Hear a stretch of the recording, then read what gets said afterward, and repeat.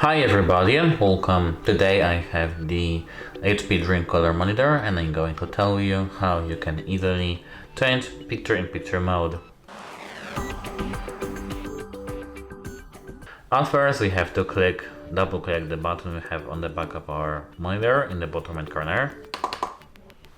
And here we have to scroll down to image. Here we have to click on the image and PIP. We have to click on the PIP and now we have to scroll down till we see, maybe not see, we just have to have it marked, PIP mode here. Here we have picture-in-picture or 2x1 dual split PBP. You can switch between these two when PIP is enabled just by a single click. That's it, hope it helps you and goodbye.